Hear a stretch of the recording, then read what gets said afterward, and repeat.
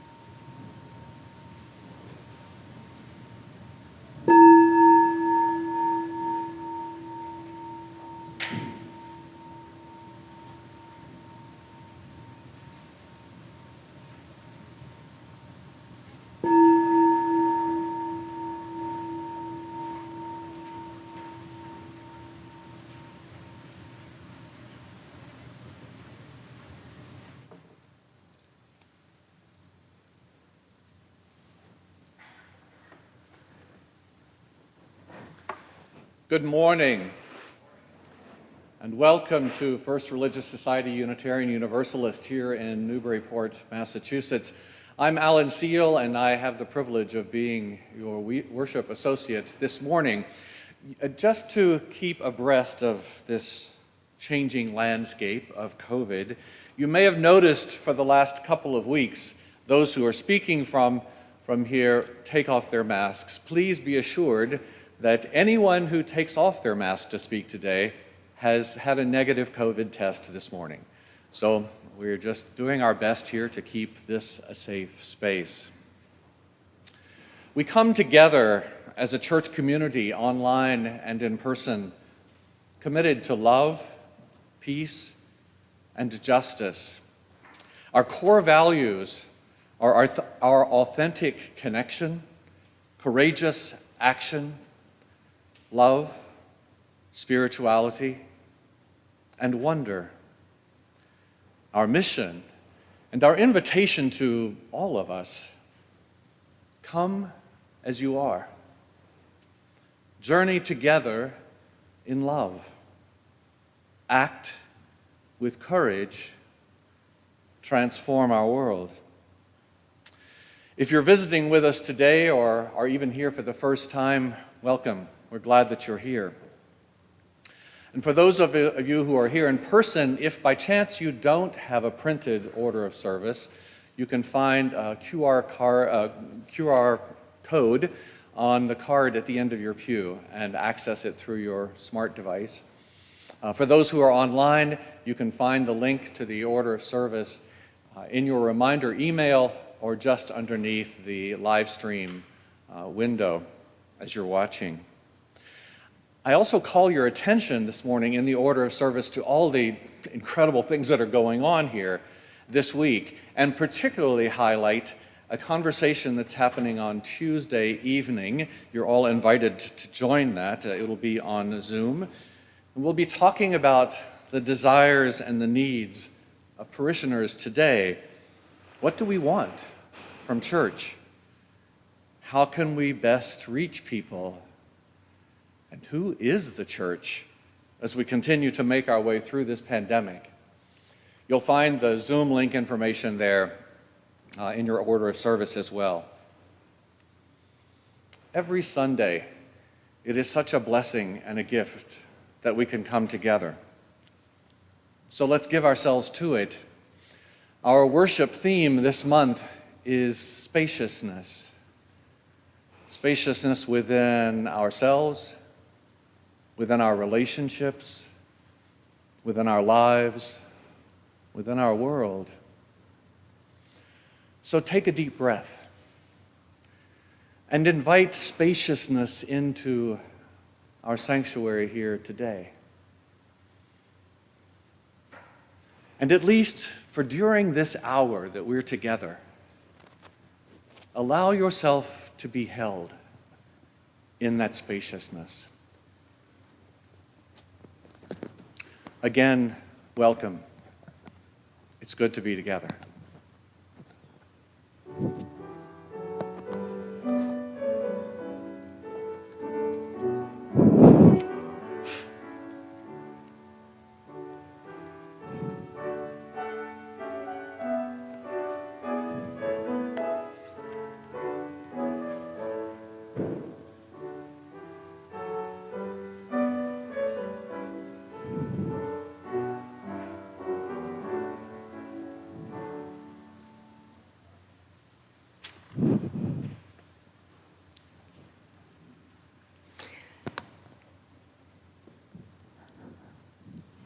The irony is not lost on me that this Sunday, as we start our theme of spaciousness, it is a full service, complex in its messages and news. And isn't that life? So let us find our way to spaciousness and all that is there for us to learn about and to share with one another. Our call to worship this morning are the words of the Unitarian minister, the late Unitarian minister, Reverend Paul Carnes, and he said, "All our days are as a compass, fixed in one direction, and time is a measure of our distance. But our hearts affirm that which stands beyond all imposed images of time, and to that we do lift our prayer." You are faithfully called to worship.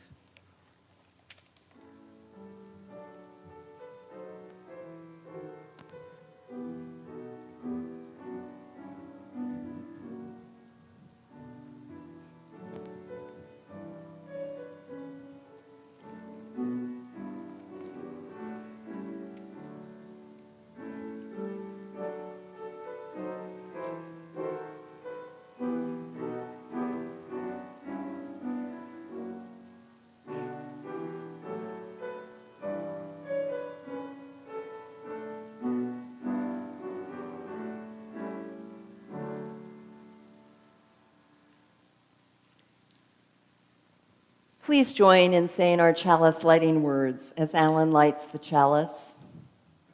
We gather this hour as people of faith with joys and sorrows, gifts and needs. We light this beacon of hope, sign of our quest for truth and meaning in celebration of the life we share together. Each week, we also light 2 candles of peace, representing 2 places on earth we lift up and remember as a sacred encounter with our world. There are untold numbers of places on earth that need peace. These 2 we especially hold close in this service and through the week ahead. After each candle is lit, we invite you to speak the words for peace in English, Arabic, and Hebrew. Peace, salam, shalom. Our first candle this morning is lit for Washington, D.C., where on December 1st, the Dobbs versus Jackson's Women's Health Organization case was argued. May women's reproductive rights prevail, and may we hold on to the commitment to work for these rights, however this unfolds. May we commit, work, and persevere for the rights of all women. Peace, salam, shalom. And our second candle this morning is lit for Oxford, Michigan, where on November 30th, another mass shooting at a high school occurred, with 4 students dying and an additional 6 others and a teacher injured during school hours. This adds to the over 650 mass shootings that have happened in 2021, according to the Gun Violence Archive. This defines a mass shooting as an episode in which 4 or more people are injured or killed, not including the perpetrator. There have been 28 school shootings resulting in injury or death so far this year. May we not only pray for these victims, their families, and the cities and towns in which they occurred, but may we work for the change needed. Peace, salam, shalom.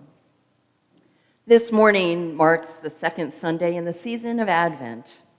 In the Christian tradition, Advent is the beginning of the church year, recognizing the transforming power of God in the world and looking forward to the birth of Jesus and spiritual light.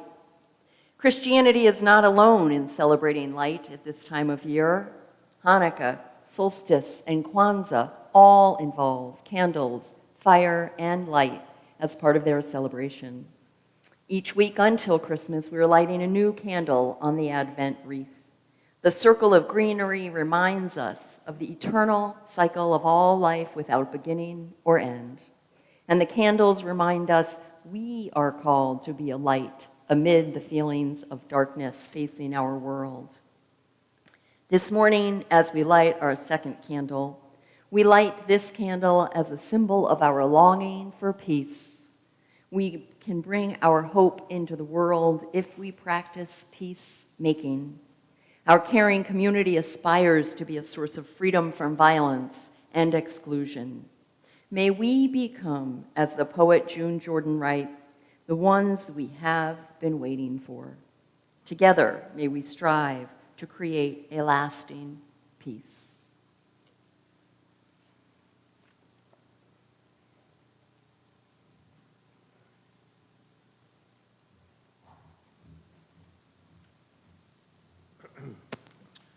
Good morning. My name is Michael Sandberg. I'm a member of this congregation, but I haven't been here in person since March of 2020. It's really good to be back, and I hope we'll be able to continue to meet in person from now on. Reverend Rebecca asked me to light the Hanukkah candles today. She knows that I was raised in an Orthodox Jewish family, and I agreed.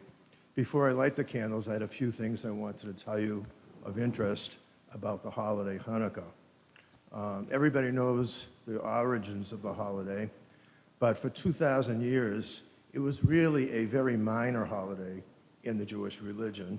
It wasn't mentioned in the Bible. It wasn't a day you had to take off from work. It wasn't a day you had to attend services. It was just a fun little holiday that people enjoyed at home. But now, presently, it is the most popular Jewish holiday in the United States. And the question is, how did it get that way? It turns out that in the 1890s, when large numbers of Jews were immigrating from Poland and Russia, when they got here, they saw that Christmas, a religious holiday that they were familiar with in Europe, in this country had become commercialized and fun. Parties, drinking, singing, lights, Christmas trees, Santa Claus, shopping, and gifts. And they liked that idea. It made for a joyful time this time of year. But they couldn't adopt Christmas because of the religious issues, so they decided consciously to raise this small holiday of Hanukkah to become the Jewish equivalent of Christmas. So Hanukkah is now also a joyful holiday with parties and food and gifts and shopping, singing, and also Since 70% of American Jews right now are not religious, here's a perfect holiday to celebrate because it doesn't have any religious obligations. It's more of a historical and ethnic holiday. And also because many Jewish people are in relationships with non-Jewish people, if you wanted to bring memories of your ethnic background to the blended family, this is the perfect holiday because it's just fun and doesn't require any major commitments. The other part of the holiday that's interesting to me is the food. The holiday partially is due to the miracle of oil burning in the temple for 8 days at the time of the winning of the war that resulted in Hanukkah.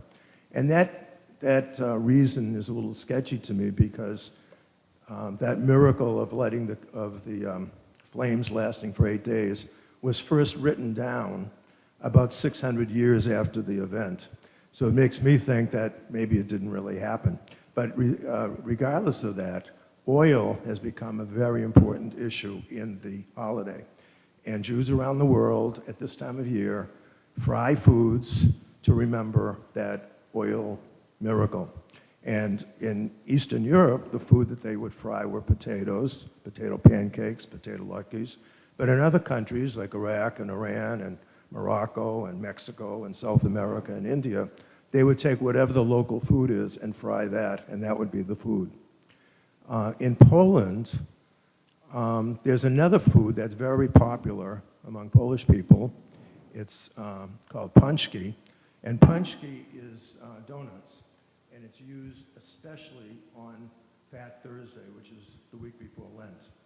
And Jewish pioneers who left Poland and went to Palestine around 1900 brought the recipe for paczkis with them.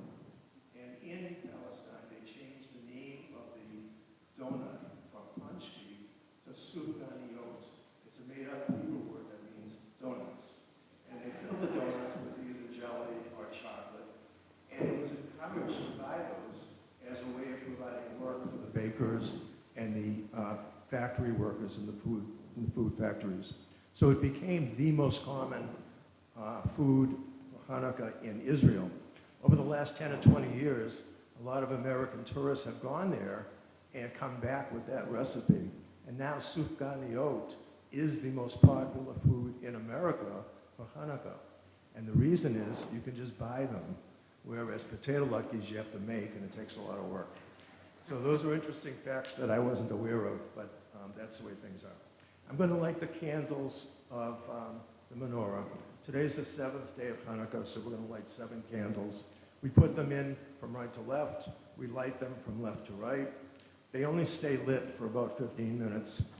They're designed to be lit during the dark time of the day. So normally, these would be lit at sunset and proceed and continue into the darkness of the light. And they would be displayed in a window near the street so that people walking by could see the light. The purpose of these candles is to provide light in the time of darkness. 7 candles. We don't use the candles that are lit to light the other candles because their job is just to provide light.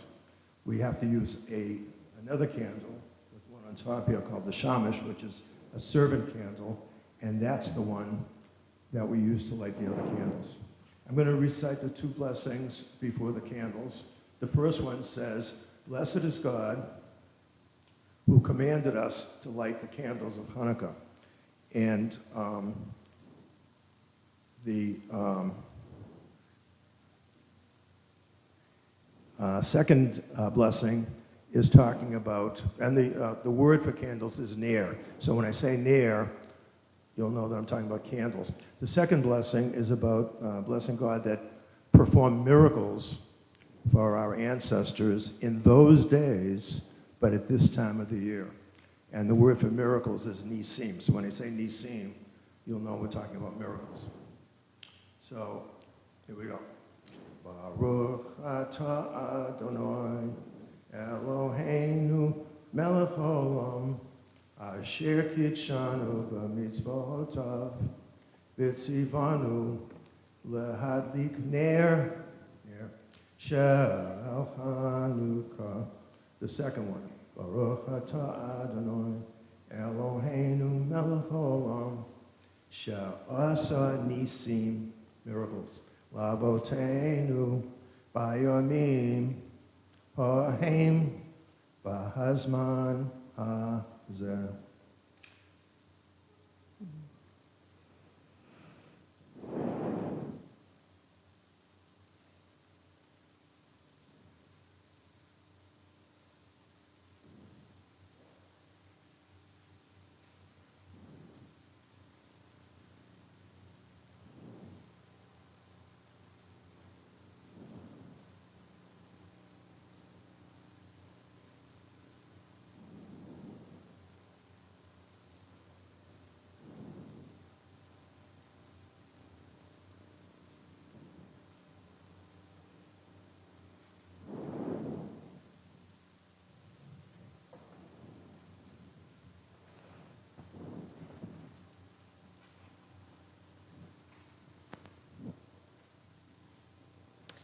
And we will now join in our first hymn. Again, those in person to receive the music, and those online, you are invited to join in the singing, Rock of Ages.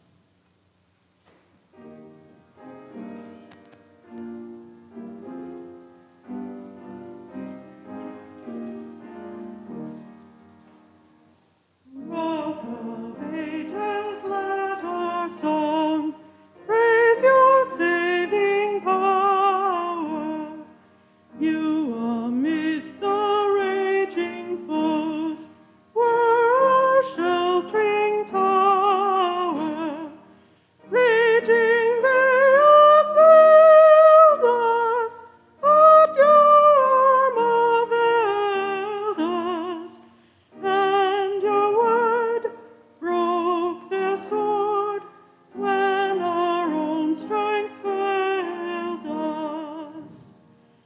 Kindling new the holy lamps, freed unbowed by suffering, purified the nation's shrine, brought to God their offering, and in lands surrounding, hear the joy abounding. Happy throngs, singing songs, with the mighty sounding. Children of the prophet's word, whether free or fettered, wake the echoes of the songs where you may be scattered. Yours the message cheering that the time is nearing, which shall see nations free, tyrants disappearing.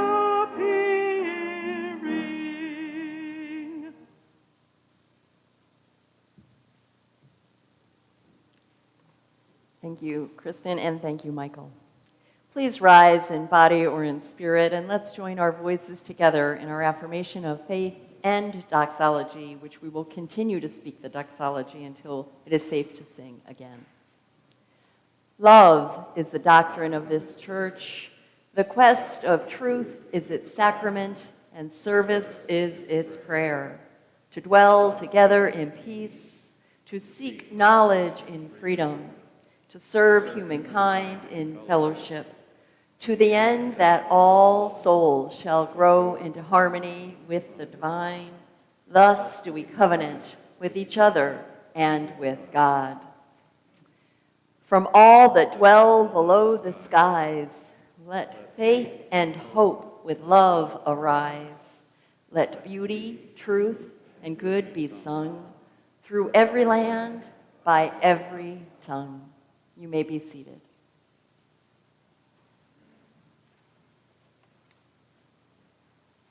So, as some of our members are walking forward here, the first annual meeting that I was here as your minister for was in May of 2019.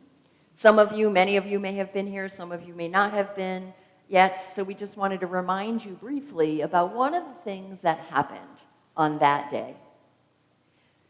At that time, there was a lot of focus on, concern about, and work being done on Unitarian, well, many churches, but particularly Unitarian Universalist congregations, providing sanctuary for undocumented immigrants that were at risk of deportation, which were a great number of people.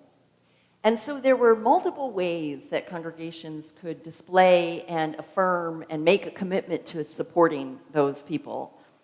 The first would to become what's called a level 1 sanctuary congregation, and that meant a congregation that literally, physically provided sanctuary to a person or persons who were at risk of deportation.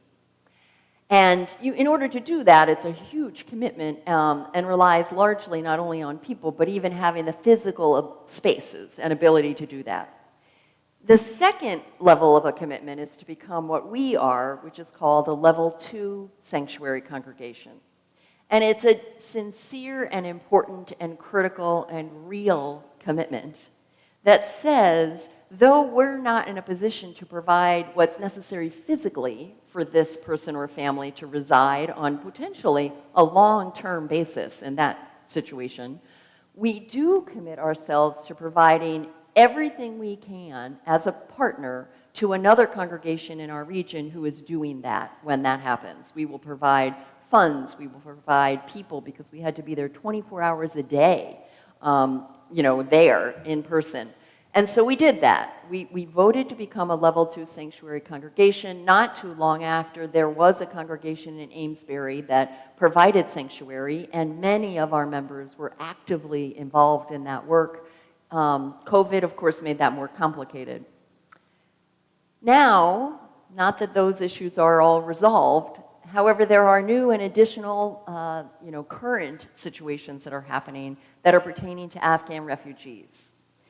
So St. Paul's, right up the street, has a large space of Sunday school rooms that they have been working for about 6 months now with IINE to transform into what could be temporary housing for Afghan refugees who need a place to live for 2 to 3 months, while the International Institute of New England, who helps refugees settle, find permanent housing for them. So they went through many, many months, became approved as a site, and found out only a couple of days ago that there'll be 2 families arriving, one of them tomorrow. And that family coming tomorrow is 13 people, 3 generations. The family coming any number of days afterwards is an additional 11 people. We, as a level 2 sanctuary congregation, though that may not be undocumented immigrants, it is the same intention. It is to provide sanctuary for those who are in need and whose safety is at risk. So you're going to hear in a moment about what we've done, and people came, you all, this is what church is about. Sorry, it's one of many things, but it is one. You're going to hear about that, but I first wanted to invite all of us to actually reaffirm what we did in 2019 with this commitment. So we're going to speak the exact words you voted on.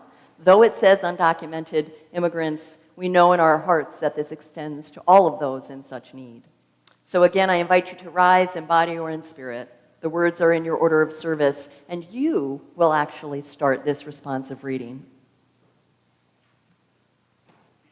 We are called on as Unitarian Universalists to affirm the inherent worth and dignity of every person, promote justice, equity, and compassion in human relations, and to live our principles through action. Be it resolved that we, the congregants of the First Religious Society, do declare ourselves a Level 2 sanctuary church and pledge our support and assistance to churches that house an undocumented person in sanctuary. Thank you. You may be seated. And now you'll hear a little more about this initiative.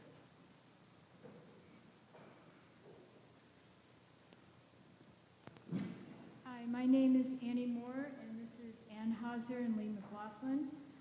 We are spearheading the coordination of the response from this church to St. Paul's. Just want to give you an update. The family has been delayed a day or two, I think, because there's been some plane, cancellation or something. But they expect them there soon, followed by the other family soon after. And I believe there may even be a third family that's kind of in the pipeline to come this way. St. Paul's is in pretty good shape with physical donations. I was over there yesterday. They have the room set up. Amazingly, they got all the beds they needed within 2 or 3 days. The generosity of this congregation and other people in the community has been tremendous. So people who brought stuff today, we're going to sort it and inventory it and let St. Paul's know what we have and then take what they need over there, store what they think they might need in the future, and anything that is left, we will take over to IINE so it can be given to other refugee families as they settle in the state. So, that's basically the plan for now. At this point, we don't know what else they're going to need. We don't know if they're going to need literacy training, English as a second language. We just don't know, and I'm not sure they know yet either. But when they do know and let us know, we'll let you know so that we can step up and help in that way too.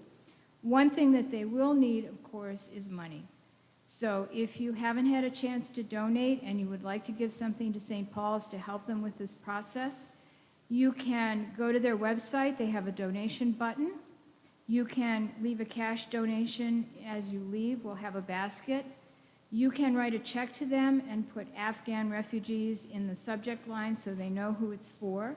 Or you can write a check and give it to Reverend Rebecca, and it will go with the money that's coming out of the minister's fund to go to that church. So I just want to say the response from this church has been amazing. I've had so many emails and phone calls and stuff from people who want to help. It's just been fabulous. And it's so good to see us have a chance to live into our mission in the greater community. And just thank you all so much, and we'll keep you posted.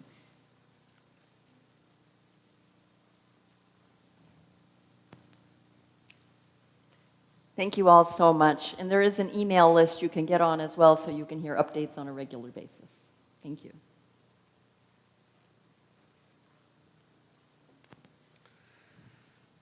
Speaking of the generosity of this community, wow, that's fantastic what's happening right now to support these Afghan refugees. And the generosity of our community is an essential ministry that supports the work of our church and our mission throughout Newburyport and beyond. Each week, 50% of the Sunday offering that's not designated for pledges goes to support some organization within our community that is committed to helping to transform our region. So our December shared collection goes to support the Community Action Incorporated energy program, which provides heating assistance based on household income and size to residents of Amesbury, Oxford, Georgetown, Groveland, Haverhill, Merrimack, Newbury, Newburyport, Rowley, Salisbury, and West Newbury. If you need help with heating expenses, you can visit communityactioninc.org to see if you are eligible. Thank you for your donation to help keep our neighbors warm this winter. We encourage you to make your offering online. You can find a link in the order of service or also instructions for making a donation through a text message. If you prefer to make an offering by cash or check, you'll find green boxes in the back of the church as you leave with our ushers. You can do that. And of course, if you'd like to just send a check to the church, you're welcome for that as well. Your offerings will now be gratefully received.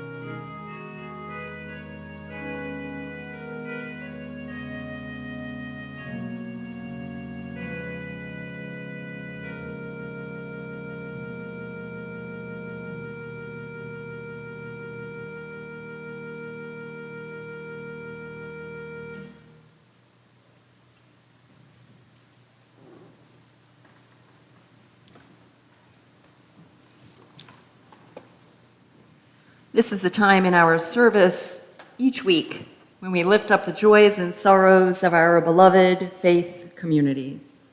Betsy Hazen, our pastoral care associate, will light the candles as I read what has been shared with me in advance of today's service and on our journal, which has been reintroduced to the service. So this journal is placed near the entryway. Every Sunday, you are welcome and encouraged to write down a joy, concern, or sorrow that you would like shared. This morning, we light a candle of sorrow with the news from the family of Bruce DeVoe and James Funston, who mourn the loss of Bruce's father, John Frederick DeVoe, who passed away December 1st at the age of 92.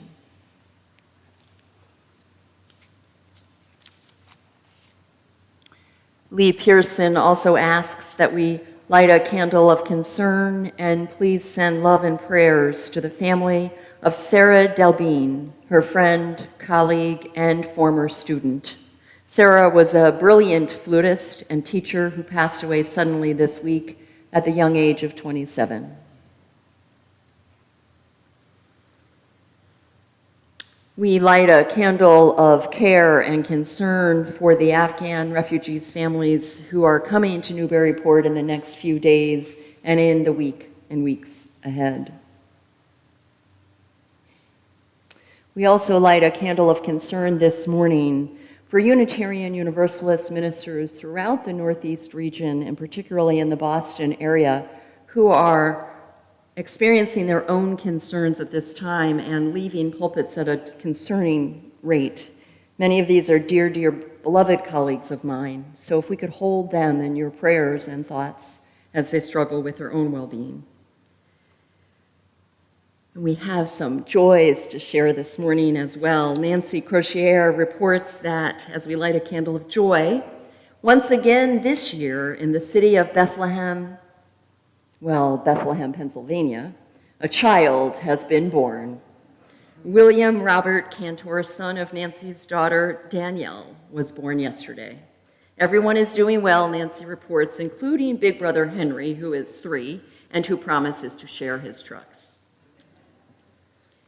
Renee Wolf Foster asks that we light a candle of joy to share the great news that both of her parents and their poodle had major surgery in the past 3 weeks and that all are doing well.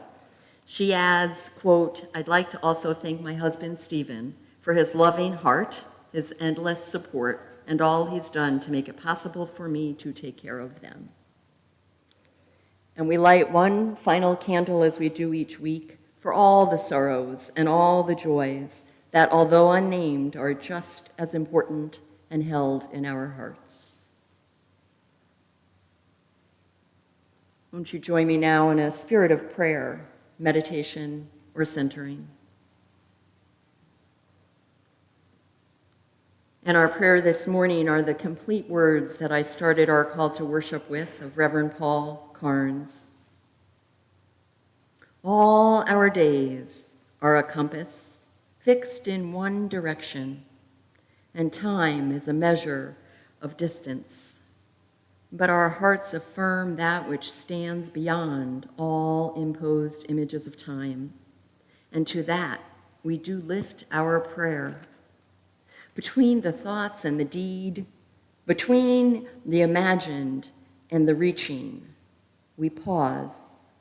We pause to pray, and in our prayers we hope may come the answer to the nagging questions which shape all our hopes and fears. Who are we, anyway? What are we, really? Where have we come from? Where do we go? And if prayers provide no certain answers, as surely they will not, at least let it be granted to us to keep on asking without despair, to the end that we may claim for ourselves meaning where there is no meaning, and light in the face of darkness. May it be so. And we'll now hear what wondrous love is this.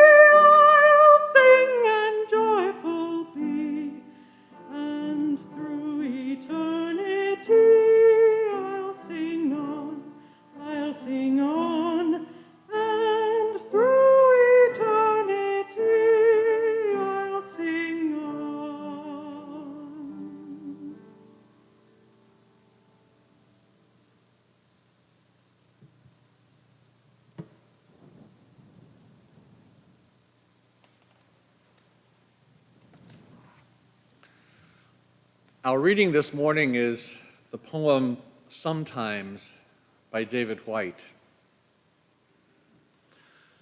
Sometimes, if you move carefully through the forest, breathing like the ones in the old stories, the ones who could cross a shimmering bed of leaves without a sound,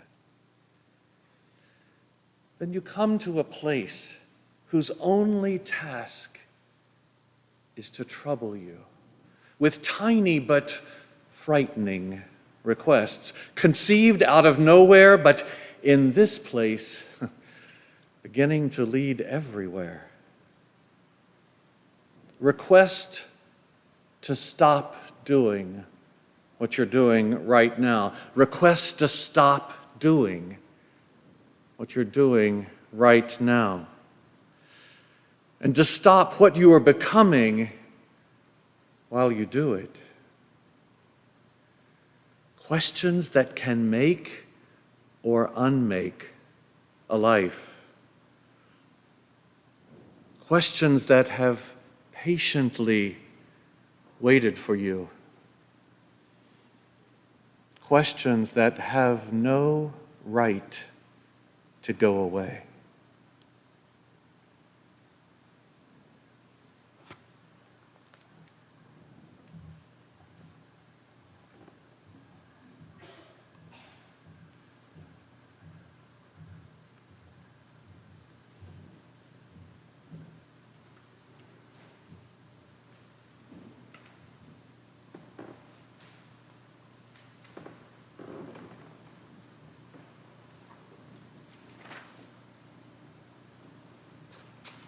I hope you heard those geese.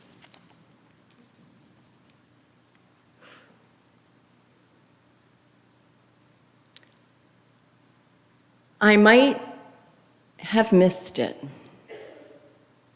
just like we might have missed those geese. I might have missed it, the chance to reconnect with God, eternity, goodness. We had just arrived at the Grand Canyon. This was only less than a month ago, and checked into our dormitory-style room. We walked into the modest, aging space. My beloved partner pulling our canvas luggage, and I carrying water and other snacks good for hiking. I walked up to the screened window with its less than perfect glass behind it and paused. Leaning my forehead against the window, the rest of my body began to let go. I allowed myself to begin to slide down the wall and involuntarily fell to my knees. "Are you all right?" Bart said. "Should I still go get the rest of the luggage?" And yet he quietly left the room. He already knew the answer. He knows me too well, and he knows when I've been summoned. The canyon was so beautiful, it took my breath away. It had been 33 years since we had last been together, the canyon and me.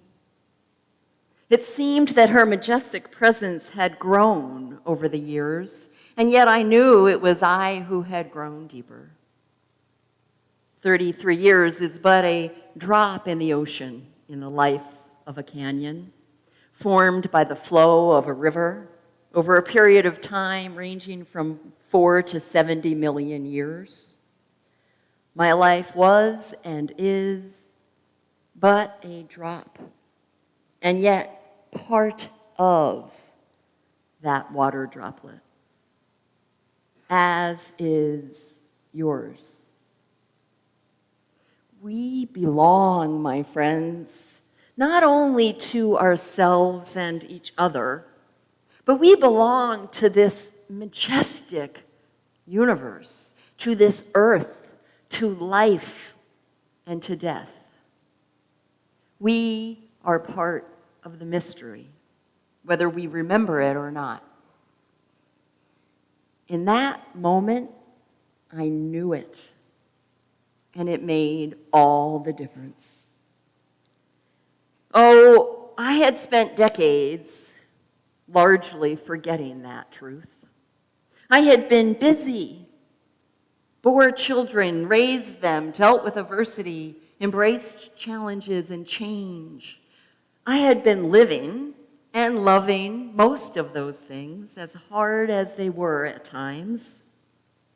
And I had forgotten my connection to this beautiful space, which reminded me of my goodness.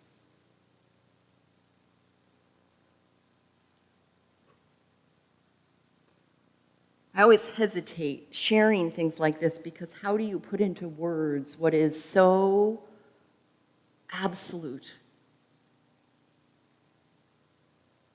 There are two other places on earth for me that do this, that serve as tangible reminders of truth. The lands of Tanzania, particularly Mount Kilimanjaro, and a small lake in Orleans, Massachusetts, where my grandparents spent their last years.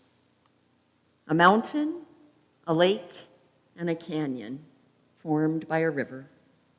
Spaces of truth that call me home to universal love and belonging. It was the pause that did it. I allowed myself to pause and listen to my inner knowing calling me to that scene through the window. It was a moment not to be missed, and I knew it. Thank God I listened.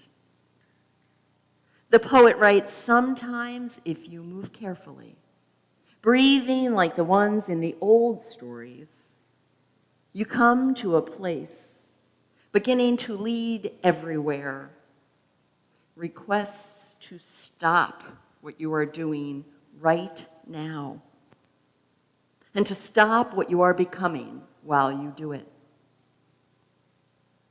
My tears started as soon as I surrendered to what was happening, as soon as my body began to sort of slither down that wall, the tears just started.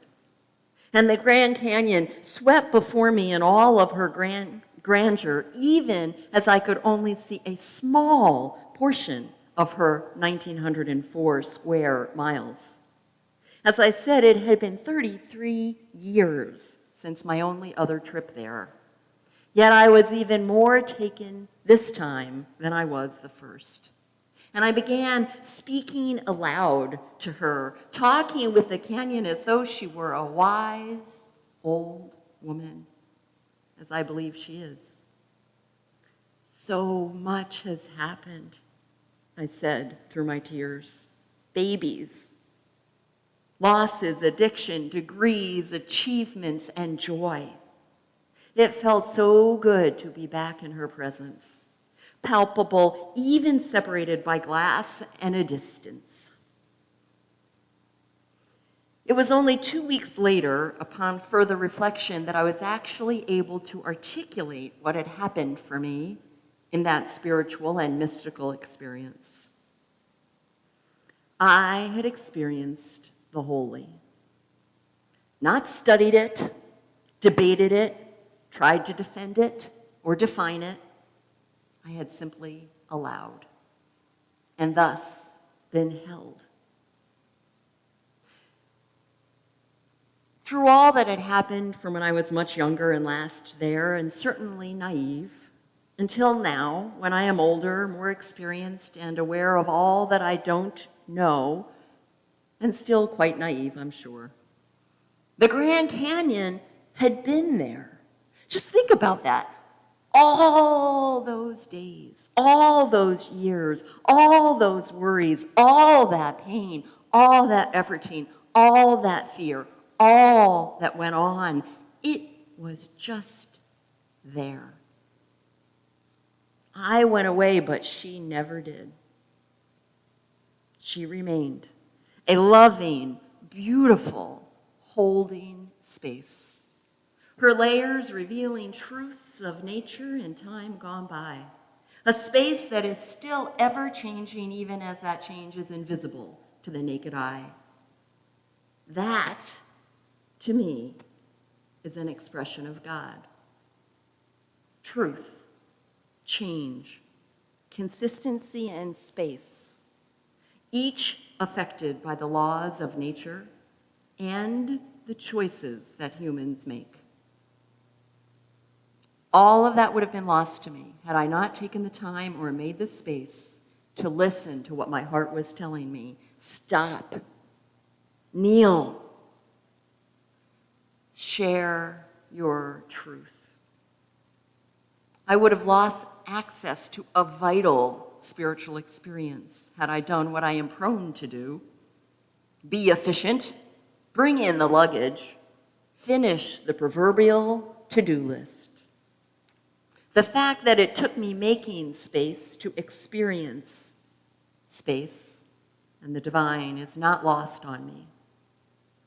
Spaciousness is our ministry theme this month. Spaciousness is deeply relevant for this time of year. For one thing, we're in the darkest time of the year, when space in the night sky is the most visible. Dark night skies, cold winter nights remind us to look up, see the stars, connect to the truth that we are part of the universal story, both in its tragedies and its joys and mystery. On a more down-to-earth level, the demands of this season can seduce us into more activity, spending, and busyness, leaving less space than we want and need. And the cultural myths of how things should be often become stronger.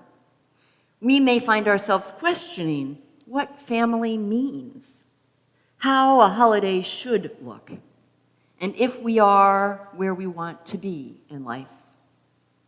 All of these things can strip us of peace and gratitude, leaving us feeling lonely or less than. Creating space can be an antidote to all those things. Space, whether it be in our physical surroundings, our schedules, or our minds, is necessary for the winds of change and the experience of gratitude and inspiration. Space in our hearts that can result from dropping expectations and resentments and extending forgiveness to ourselves and others makes room for love and joy. Many of us avoid making space, both out of fear for what we may find there and because we forget its gifts. Space, my friends, can feel literally and metaphorically scary, even overwhelming. And it is certainly not championed by our mainstream culture. And yet, space is also where some of the most intimate, revelatory, healing, necessary encounters take place. The poet John O'Donohue reminds us that the absence encountered in space is not lifeless. Rather, he wrote, it is alive with hidden presence, where nothing is ever lost or forgotten. May you create that space, know that spaciousness, and may you make way to meet its presence. Amen, and blessed be.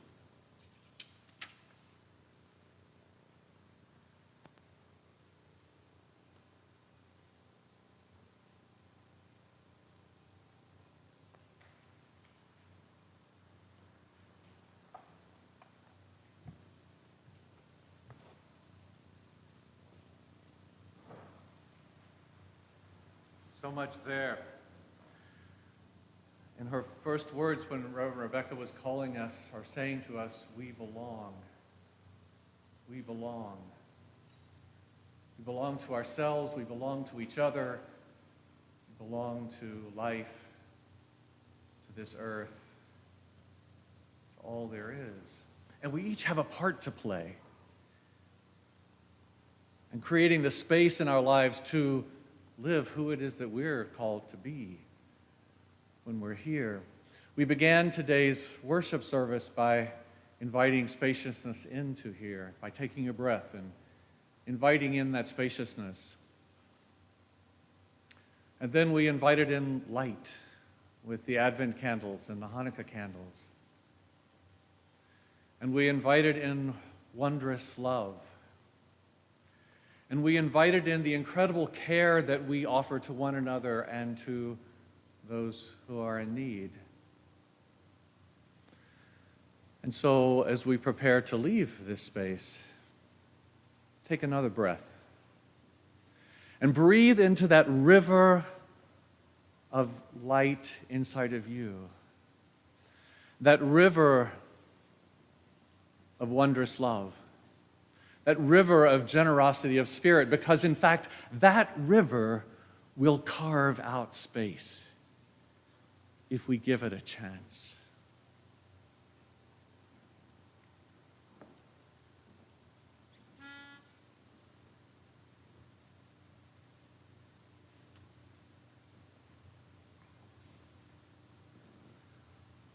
There is a river that's flowing in my soul. There's a river that's flowing in my soul. And it's telling me we are all somebody. There is a river that is flowing in my soul. There is a river that is flowing in my heart. Yes, there's a river that is flowing in my heart, and it's telling me we are loved abundantly. There is a river that is flowing in my heart. And there is a river that is flowing in my soul. Yes, there's a river that's flowing in our souls. And it's telling me about the power of you and me. There is a river that is flowing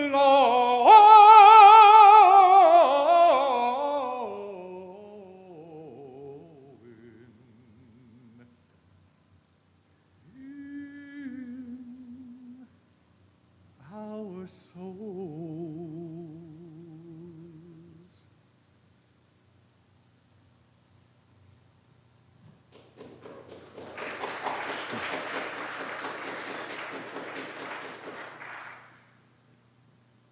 Please join me in our unison benediction. Please stand as we bring this beautiful service to a close.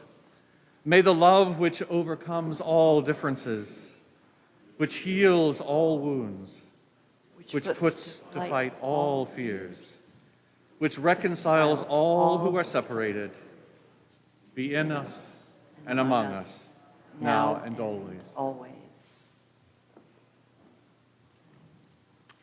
My friends, this gathered community, this set aside time, this space, this is sacred. This is filled with love and community and belonging. Each and every one of you makes this space what it is. As we go from this sacred time, may we go buoyed up. May we go more open to the river flowing in each of us. May we draw wisely from that living well. And may we go forward sharing what we find, creating peace, working for justice, loving one another, staying together. Go in peace, my friends, and return again in great joy. Amen, and blessed be.